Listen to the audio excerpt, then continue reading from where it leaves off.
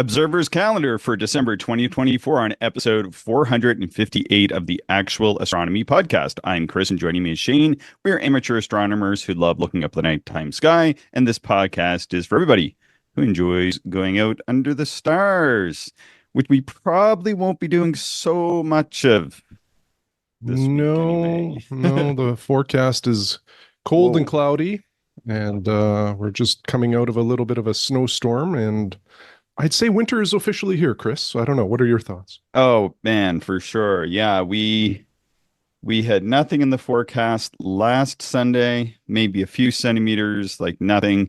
We hadn't even had a full day below zero yet. And now here we are a week later, approaching 40 centimeters of snow on the ground, if I'm not mistaken, Shane. Something like that is what we're looking at here. Yeah, I think that might even be the low mark. Yeah, well, like it's at least 40 centimeters. There's a lot of snow out there. And we haven't been above zero since Tuesday, Monday, something like that. So we've been basically below zero, and it's been snowing most of that time. Yeah, Since that period. So, but it sounds like you've got some non-astronomy plans some non-astronomy for plans. snowshoeing you were mentioning. Oh, right. Yeah. You kind of have to lean into it, I think. And if you live here and you don't like winter, you're going to be miserable. And there's a lot of people like that, I think. But I like to get outdoors as much as I can in the winter, and snowshoeing is a big passion. And this fresh snow means good snowshoeing conditions. I should read the text from my colleagues yesterday. They are not in the same boat as you. What did they say? I hate winter. The snow is so creepy. Why is there a snow wall in front of my yard? I think I'm just going to call in sick for 3 months. I hate the cold. There you go. Okay. So, well, that does sum up the average Saskatchewan residents, I believe. But there's a few crazy ones like us that enjoy getting out there. So yeah, I gotta find my snowshoe. I mean, it's been a bad series of years for snowshoeing. Well, yeah, we haven't really had much snow, like contrary to what traditional winters were. The last few have been warm and snow-free-ish. Yeah. Certainly not good enough for snowshoeing, but my gosh, it's not even December and we've got a pretty good base. Wow. Yeah, I'll say. And it's supposed to get pretty cold. Yep. And the forecast is minus 25s, minus 26s kind of thing. But I think after that, Shane, I think it does warm up quite a little bit. So, good. Okay. So by December 1st, when we're talking about what people can see in the nighttime sky in December. And the one thing I was thinking about as I was making up these podcast notes last night is I was thinking about the fact that about 6 months ago, I was like, man, why am I putting all this stuff into the Observer's calendar thing every month? Why don't we do something else? And then when you get around to this wall of snow, as my colleague so gently called it. Actually, they didn't say snow, but anyway, I'm not going to get into that. And it's more difficult to get out. It's minus 20, whatever. A lot of the stuff that we talk about are really neat things that you can see in the sky that you don't need to go out for hours and hours and hours, or maybe even set up a telescope to see most of the stuff. Most of the stuff you can just see with your eye and binoculars. And we end up doing a lot of that. In fact, some of the time, I know if we have something that's appropriately placed, me, you, and Mike will get on the group chat and we'll actually observe it from our windows and stuff if it's that cold, Yeah, it definitely changes how we observe. And yeah, like you said, it's largely naked eye and a little bit of binocular observing. Just because it's hard to stay outside for lengthy periods of time when it gets this cold. And it's also not great on the gear, the optics, the mounts, they all struggle a bit when it gets that cold. And just easier to go out without anything or just a simple pair of binoculars. So December 1st, if I can hop right in, unless you have anything to add before we roll. Let's get into it. On December 1st, which is a Sunday, that is a new moon. Hey. So we like those. We start December with a new moon. I think we're going to start December with slightly warmer weather. I think it will warm up by that point in time. And asteroid 13 Egeria is at opposition, just making the cut because we don't go any fainter than 10th magnitude, 9.9 magnitude. And asteroid 13 Gira was discovered by Gasperi on November 2nd, 1850. So what's that, like about 174 years ago, something like that? Yeah, that sounds right. Egeria was named by Leverrier, and he did the computations that led to the discovery of Neptune. So a really nice honor for him. And also after the mythological nymph Egeria of Arachia or Aricia in Italy, and that was the wife of Numa Pompilius, second king of Rome. But anyway, people can go out. Go ahead. I was just going to say, I feel like this could be an unreleased book in the Dune series with everything you're telling me right now.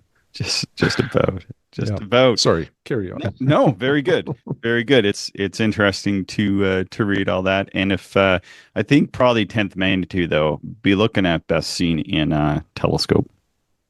Yep, agreed. December 4th, that's a Wednesday. Early evening, Venus is 2 degrees above the moon, or for us, it's going to be above and to the right of the moon in the very southwestern part of the sky.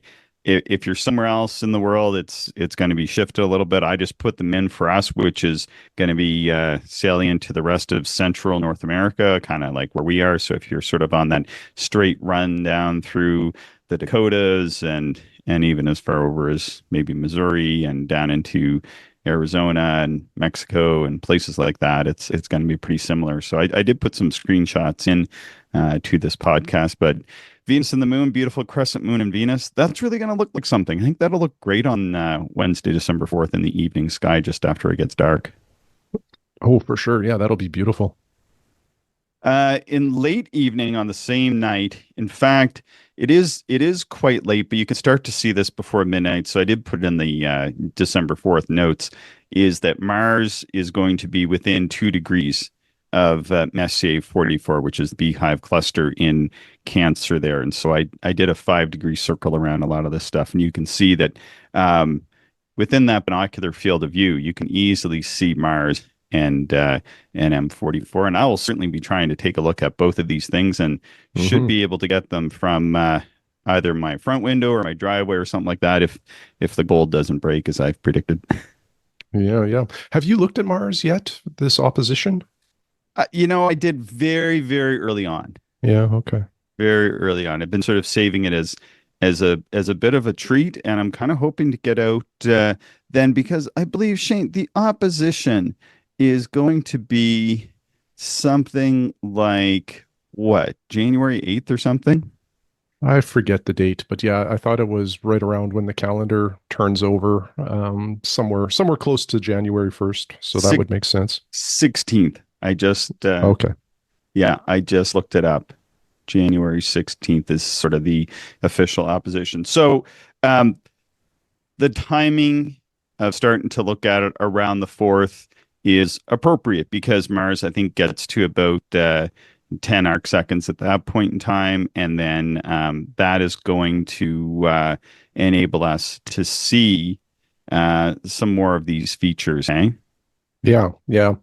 It happens every 2 years, and when there is a Mars opposition, I usually make it a priority, and I think it'll be a little higher in the sky for us in the northern latitudes, just because of wintertime. I think the ecliptic is usually a little higher. Yeah, it's pretty high because it's over in it's actually over in Cancer right now, and then it sort of stays in that general area of the sky because it starts to do a backtrack here at some point. I think I was looking at it the other night. And so it's up sort of in between Cancer and Gemini during this period of time, which I think is about the apex or the highest point in the ecliptic, or getting up there anyway. Yeah, that's great. Yeah, I was just trying to look hopefully take some good power and we get some good seeing. Yeah, just try. 14. Yeah, so Yeah, I don't know when it gets to 10 arc seconds, but usually it's about 6 weeks before opposition. Might be a little bit on the smaller side then because we only get to 14.6 this time. I knew that. And so, anyhow, usually you want to start observing it about 6 weeks before opposition. Then you can observe it about 6 weeks after opposition. But yeah, it's a bit of a downer because, of course, here we're looking at being in the winter time. But I've got my Takahashi here all ready to go. And yeah, I'm kind of hoping to be out in the observatory some as well. Hopefully that'll work out. We'll be able to get some of these Mars observations in. Did you pick up any Mars filters? I know you were talking about it, but I'm not sure if you were able to find any. Oh yeah, I did. The last opposition or the opposition before, so it's been quite a few years now, almost since 2020. I think I picked them up. So I have the Orion Mars filter, sort of the official filter of Mars. And of course, now that Orion telescope and binocular is out of business, that's no longer a thing, which is unfortunate because that's kind of my favorite one in my 5-inch. The 5-inch is just big enough. So the other one, and this I think is the best Mars filter, is the Batter Contrast Booster. Okay. That one really does the trick, and it's sort of a bit of an even split with the Orion filter. The Orion filter is darker, at least to my recollection, than the Batter Contrast Booster. But once you get into the larger scopes, it's nice to cut a little bit more of the light because, I mean, Mars gets, even in this opposition, which isn't necessarily the best opposition, Mars is going to be about negative 1.5 magnitude, which is pretty bright. Yeah, that is bright. Have you ever tried that Vernon Scope salmon colored filter, like Ratten 31 or something weird like that? I only like my salmon mapled, cooked in the oven at 400 degrees for 15 minutes and then served on a plate. But no, I'm just kidding. But no, I do. Actually, we had salmon. That's how we did it last night. Sorry, don't follow that recipe exactly. I will get it at some point in time somebody wants. But no, I haven't tried it. But I think you have it. But don't you need a special adapter for your eyepieces to use that? Yes. Well, yes, I have it. And at least when I ordered, I don't know if they still offer it. You can order like a traditional 1.25" housing because the Vernon Scope eyepieces have like a proprietary filter thread. So the default offering of that is in the Vernon Scope thread. But if you buy the other casing, it's a pretty simple transfer. You just loosen the, I don't know, like it's sort of a compression ring. The lens pops out, you pop it into the other housing, tighten it up, and away you go. So it can go onto any 1.25" eyepiece that I have. Nice.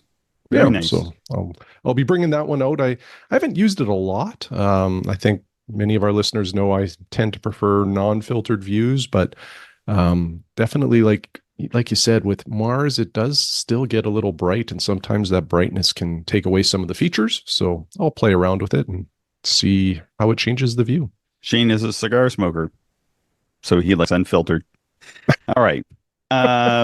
Yeah, so contrast booster for me, for sure. Like if people are looking for something, because that filter can be hard to track down. I don't think I've ever looked through it. And the contrast booster is widely available. And I think that's the one. I mean, it really, really, it's almost like the Mars filter, to be frank. Well, and the nice thing with the contrast booster is that you can use it pretty much on anything, particularly any planet. And most people prefer the view through the contrast booster than without. So it's really nice. And I've even heard of people stacking the contrast booster with other filters and having good results too. So, and the thing I do like about the contrast booster is that it really doesn't change the color of the planet. And like when you put a blue filter on Jupiter, yeah, it's kind of neat. Maybe you see a little more of the festoons or whatever, but it's blue, and it's just weird to me. I prefer it in its natural color, and that's one thing I do appreciate about the contrast booster. Yeah, it will give it a bit of a tint. A little, yeah. But what happens is, and what you're recalling, do you have it as well? I do. Yeah. Okay, awesome.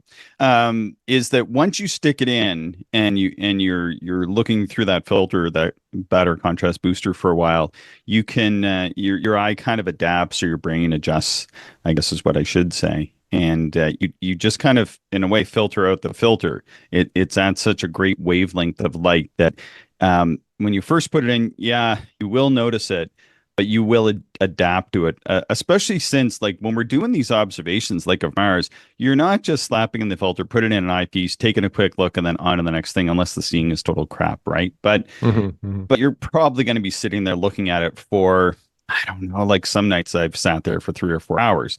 And after 3 or 4 minutes, it's going to be greatly reduced, whatever the impact of that filter is. And then after another, 10 or 15 minutes, you're really not going to hardly notice that a filter's there at all. It's just going to look like the natural view.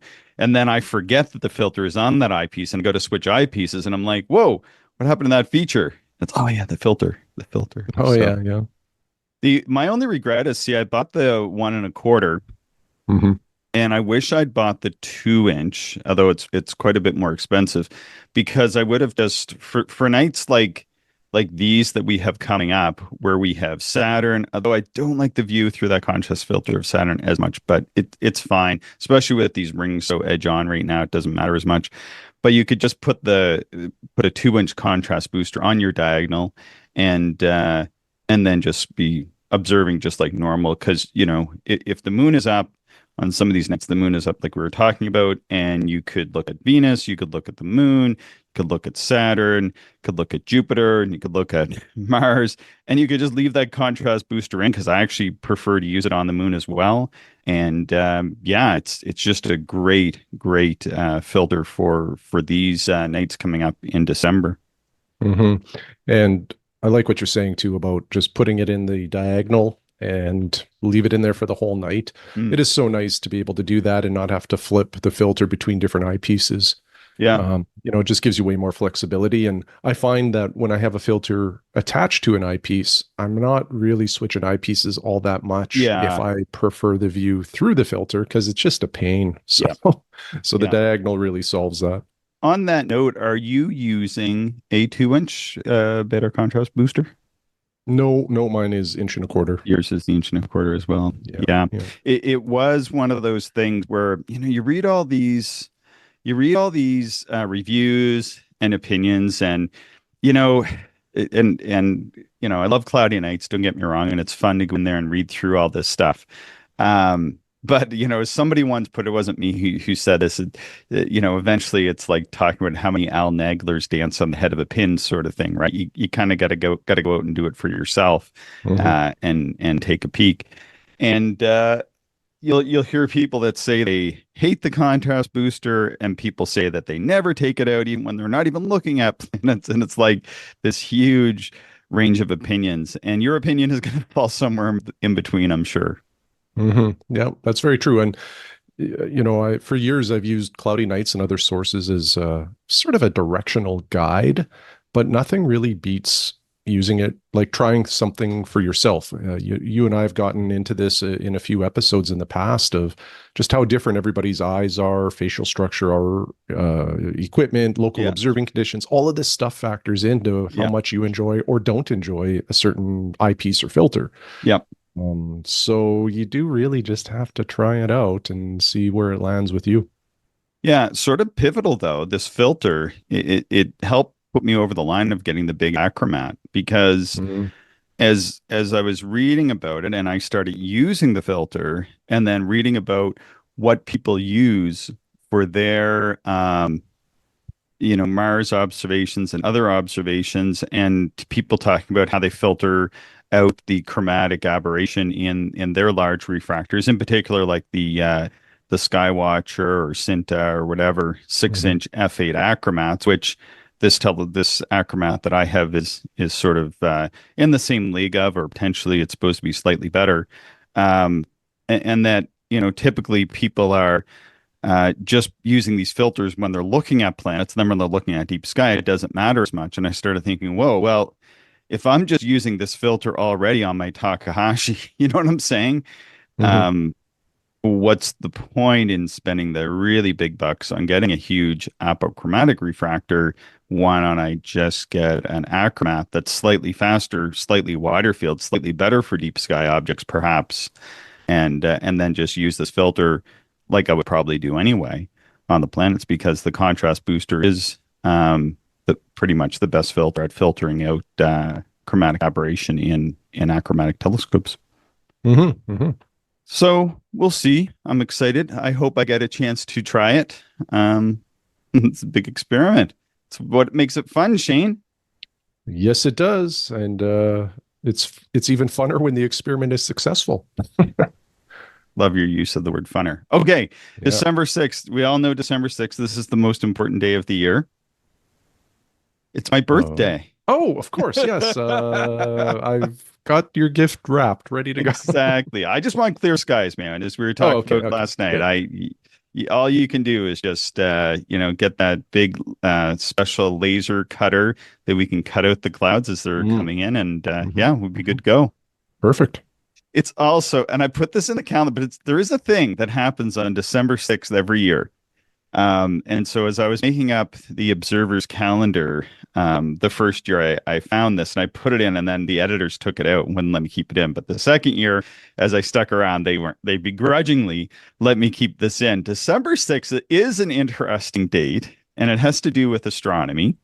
Okay. And in my opinion, December 6th should be one of these International Astronomy Days because it is the moment of global darkness.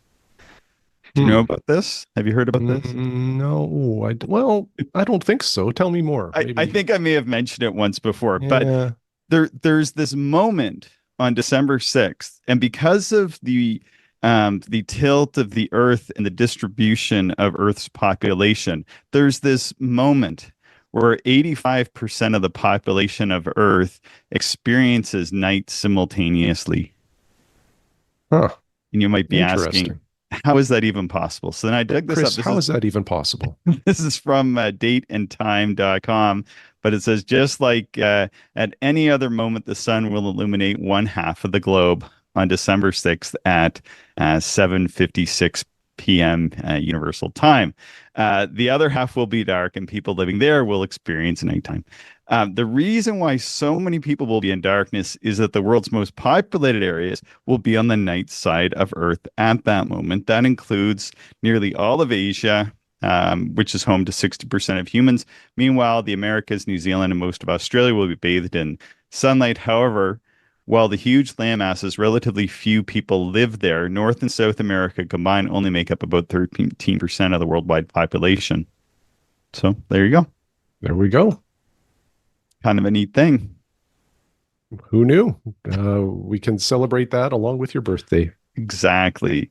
And if you look up where the sun is on that moment, you will see that it's in the 13th sign off Ophiuchus. So whenever people ask me what my astrological sign is, or they ask me what sign, because nobody ever says astrological. People always just say, "What is your sign?" I say, "Well, my sign is I'm born under the 13th sign." I always like that. Well, not I did not know there was so much depth to this, but now I do. There you go. December 7th, Saturday. The lunar X in Jupiter is at opposition on Saturday, December 7th. So what is this lunar X, Shane? The old clair obscure effect, just a play of shadow versus illuminated areas on the moon. It's not an actual feature, but it just appears as an X at the right time, depending on the sun's illumination. But Crater Werner, I think, isn't it? Yes, it is in that region. And it's quite apparent. You'll have to kind of run your own times. I didn't put the time in here, but it's visible for a period of time. And this one said it was visible for all of North America, so people be able to go and take a look on December 7th on the Saturday evening, which would be nice. Have you tried seeing it in your 12 by 36 Canon Image-Stay binoculars? No, I've never. I know I keep saying I should, but I haven't yet. I really need to put it in my actual personal calendar so that I don't forget about this thing. Yeah. Have you tried? I haven't. I had the 60 millimeter out one night. I feel like I needed a little bit more power. Hmm. But I was trying this in like April. It was supposed to be a nice evening and then it ended up cold. So I just stayed home and went in the Hmm. drive when I was running in and out. And I didn't have the binoculars with me. December 7th is also the night when Jupiter is at opposition. And I went in to try to find some free images to illustrate some of the stuff that we're talking about. And I went to ResearchGate and I found a little map showing all of the different stuff. You can see the GRS or the Great Red Spot. It has the abbreviations. You can kind of figure out them pretty quick because EZ is equatorial zone and SEB is South Equatorial Band and NEB is North Equatorial Band. So all the S's are south and all the E's are equatorial and all the T's are, what are the T's? Transitory bands, I'm not sure. polar bands. Anyway, people can look them up. I put them in the notes there, but I've kind of in myself in my little scopes, I've been able to see all those features that Yeah, are like on a good night of seeing, it's astonishing how many different regions or bands you can see on Jupiter, and Jupiter definitely is a planet or object where like the more time you have at the eyepiece, mm, the more you're able to see over time, and some of that has to do with like you get those like brief millisecond stabilization of the atmosphere and it mm, just comes into focus a little bit better. Plus, your eye just adapts to the brightness and the different contrasts on the surface or the face of Jupiter, I should say. mm, And it becomes a little easier to tease out some of this finer detail. But yeah, you can see some of these cyclones and detail around the Great Red Spot if it's visible, yeah. and then all of these various bands. Yeah, they really start to show up. So on a good night, this is like there's just well, I think maybe only the moon can top Jupiter in terms of like different features or detail to see Yeah. on a solar system object. Yeah, you can see quite a bit, and then the moons as well if they're transiting. Yeah, you can see a lot of detail in those as like sometimes as well, especially if they're in front of the planet. Yeah, for sure. December 8th, Sunday, December 8th, we have the lunar straight wall visible. This is another one of those. Well, this isn't really so much a clear obscure effect as is like an escarpment or something, isn't it? One of the big lava plains. Yeah, it's an escarpment, but like under the right conditions, like there's a really long shadow that's cast, Hmm. and it forms like this. It appears like a pretty much a straight black line, very prominent. Yeah. So you can only catch it at certain times, and it tends to follow the lunar X most months or all months maybe. Yep. So if you're seeing the X, you're probably seeing the straight wall shortly thereafter. And this one, I don't think you can see it in binoculars, Shane. I'm pretty sure, unless you have big binoculars. Yeah, I haven't really tried. So We were out one night, and well, like not together, but independently, and I was looking at it in my 60, and you had just packed up, and I don't, you might have just had your binoculars out, and I was seeing it, but I was using like 90 or 100 magnification. mm, And mm. you said you just hadn't used that magnification, which makes me think you were probably just using your binoculars. And and to me, it wasn't apparent until I got up over whatever, like 75 or 80 power. So Yeah, yeah. I did try that one, and no, I couldn't get it in binoculars, at least on that night. Well, probably out of the range of most binos then, I would say. Yeah. December 14th, which is a Saturday, December 14th, we have Geminid meteor showers, but this is within 1 day of the full moon, so I don't think people are going to be successful, sadly. Yeah, the moon will wash out a lot of those meteors, which is too bad because it's the busiest meteor shower of the year. But I guess, it doesn't hurt to try, but maybe temper some expectations if you're trying to get to a dark sky to observe these things. And asteroid 15 Eunomia is at opposition to magnitude 8 for this one. So in binocular Okay. range, 15 Eunomia is a large asteroid in the middle of the asteroid belt, is the largest of the stony asteroids and estimated to contain 1% of the mass of the entire asteroid Oof. belt. Also discovered by Gaspari on July 29th in 1851. So the one that we talked about at the start of the month was also by Gaspari. And it's named after or is the personification of the Greek god or goddess of law. Mm. So two asteroids in December. This is great. The historical symbol is a heart with a star on top, and it is the that's the pipeline for Unicode 17. If anybody's sort of following along with that. Hmm. December 15th, Sunday, that's the full moon, and on December 21st, that's when we have the winter solstice. And then it starts warming up the next day. Is that right, Chris? Exactly. Yeah. Exactly. Sunday, December 22nd, you can try to spot Uranus from a dark sky because Ooh, it is only magnitude 5.7. that is quite bright for Uranus.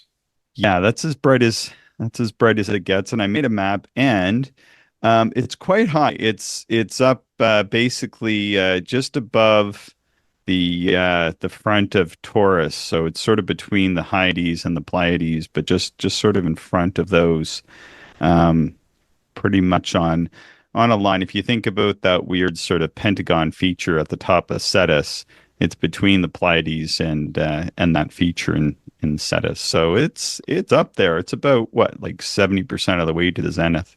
Yeah, that's a great opportunity. Just placement in the sky as well as how bright it will be. Yeah, I'm gonna try for that one for sure. Like I said, these are great because you can kind of be inside, like Hmm. depending, like if you have the right, you can dark adapt inside and go out. And from a magnitude 6 site, like if you can get magnitude 6 stars, then you should be able to pick this one up just with your eye. And you go out with your binoculars and get a chair, like be comfortable, and then kind of go back and forth. But you can dark adapt inside, so even if it's pretty cold out, then you can kind of just be in and out. Hmm. Ursid meteor showers, they're the best at 5 a.m. and the moon is going to be at first quarter, so it may interfere, but you may still see some of these Ursid meteors on the that's going to be also on the 22nd. Hmm. Are you Early in planning the to take morning. that one in? Early in the morning, though. Hmm. December 23rd, we've got a double shadow transit for all of North America at approximately 2:47 a.m. Eastern Standard Time. And for here, like when I was running my software, I even got them on the disk at like, well, I guess 2:14. So that was like 3:14 EST. So, but yeah, there's going to be a double shadow transit of Io and Ganymede, and they're going to pass. In fact, Io is going to remain in front of Jupiter. Ganymede's just going to be off, but you're going to be able to see both the moons, Jupiter, and the two shadows. Hmm. It would be 2:47 a.m. on the 23rd. So stay up late on the 23rd. You can see lots. You'll yeah. see some Ursid. You'll see these double shadow transits of Jupiter. It'd be pretty cool. It would be neat to try that one with your big refractor to see if like you can actually spot Io on the like as it's transiting the disk of Jupiter. Oh, it should be no problem because it's right in front of the The brown band there, the well, southern. I think that's the SEB. Yeah, that's the South Yeah. Equatorial Band there. And I've seen it before. And even in this shot here, just kind of where I paused it, unfortunately, it's just on the edge of it. But you can see that it's going to transit. As it transits, it's going to be well within that dark band. Might be able Yeah, to see some that detail. yeah, that's a good note. Like not only should people try for the shadows, obviously, but look for Io. Yeah, on that southern equatorial band, kind of close, somewhat close proximity to the Great Red Spot. I guess all depending on timing, but Yeah, and people should be able to see it. Like it's going to be well worth getting up for, yeah, just because things there's a couple things. We got the meteors, and we got this going on, and quarter moon in the sky just sort of rising. So there's going to be lots to see in the sky on this night, and a lot of people will have sort of the 23rd, 24th, maybe 22nd off for the holidays. At least we do here in Canada typically. yeah, yeah. So, and I think like a good 80 millimeter, you'd be able to see Io in front of that band because I mean, I can see start to almost feel as though maybe convince myself that not only can I resolve Io against a band like this in my 4-inch telescope or 100 millimeter telescope, but I almost get the sense that I can start to almost get a idea of some sort of surface texture there, um, just on the edge of consciousness, maybe is the best way to put it. On December 24th, Christmas Eve, Lunar X or Curtis X, Lunar Curtis X is visible for Eastern North America. That's another one of these clear obscure effects, I think, isn't it? Yeah, yeah, I believe so. I think that one is a little smaller than the I think Warner so, X. yeah. Yeah, yeah. December 25th on Christmas Day, we got the best present for Mercury this year, which is a greatest elongation 22 degrees from the sun in the morning sky. Okay, okay. Well worth Are, getting up for. so that is something you'll set your alarm for? Oh, for sure. For sure. Mm. These are the best ones. Mm. This is the best one of the year, maybe the best one of next year too. You don't always even get them. It's been a few years since I had a good one that was visible without clouds and such, but Hmm. this is the one where you get to see surface detail on Mercury. 100% 4-inch telescope or larger. And you sort of have to be careful because, of course, you have the sun rising up. You got to make Hmm. sure that, when that sun's going to be above the horizon and, use a margin of error because of the refractory properties of the atmosphere and stuff. But you gotta try for this one. A nice thin crescent is also going to be above and to the right near the meridian, and yeah, it should be a beautiful morning that day. Hopefully, not too cold, and get out and try to make the observation. I do every time I get one of these. I try for it because when you see that surface detail, and it's not like surface detail like you see on the moon. You're not going to see like craters like you do on the moon, or even like albedo features like you do on Mars. Although Mars is the closest um, analog to this because you will see very, very fleeting sort of dusky features that kind of come and go. But as you watch it, and you don't get that long, it's like maybe you get like 15 or 20 minutes, which Hmm. seems like a short time. But always keep in mind that there are some strange people out there that travel to the ends of the earth to stand in the moon shadow on our planet for 1 to 2 minutes or 3 minutes. So, Yeah. so, so you get about 15 or 20 minutes of good observing. Maybe this time we might even get another couple minutes, might even get 22 or 24 minutes of good observing of Mercury. And you can start to make out some of those surface details. You want to sketch those down. And then you've actually seen surface details on another planet in our solar system. But man, it'll be wobbly. It'll be getting stretched and contracted. You want to make sure that telescope is nice and cooled so it's not trying to cool while you're doing this.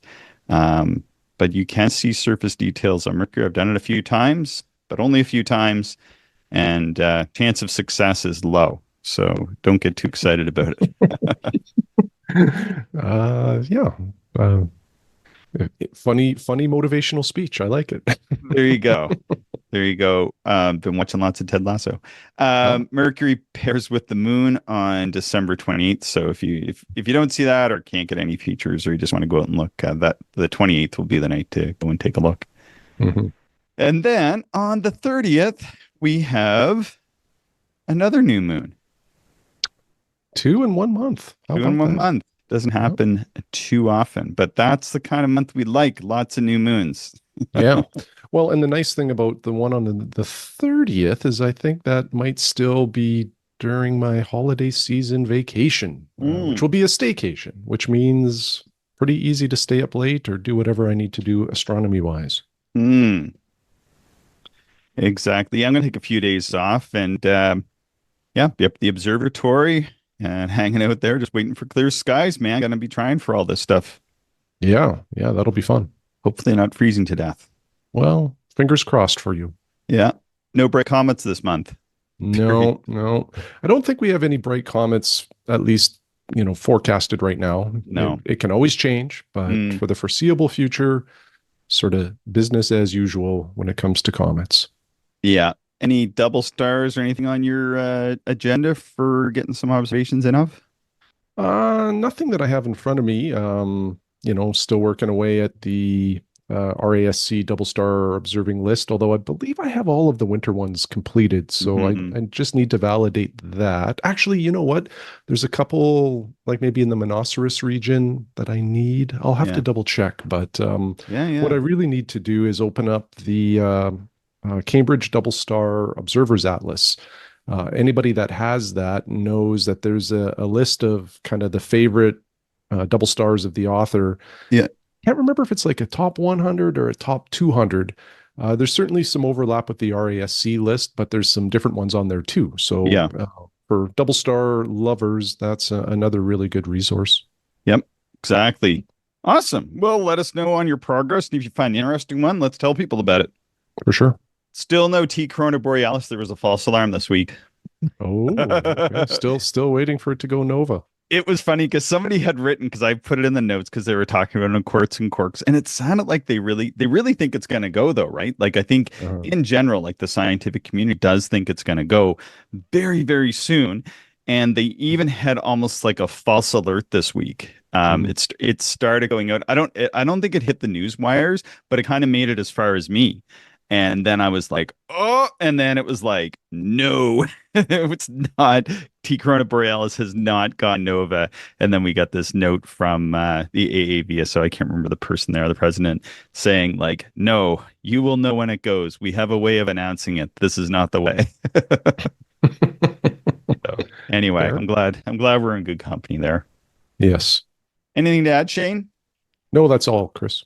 All right, folks, please subscribe, share the show with other stargazers. Send us your show ideas, observations, and questions to actualastronomy@gmail.com. Thank you, everyone, for listening, and we hope you enjoyed the show. If you are interested in more information, would like to contact us, or if you would like to support the podcast, check out our website, actualastronomy.com.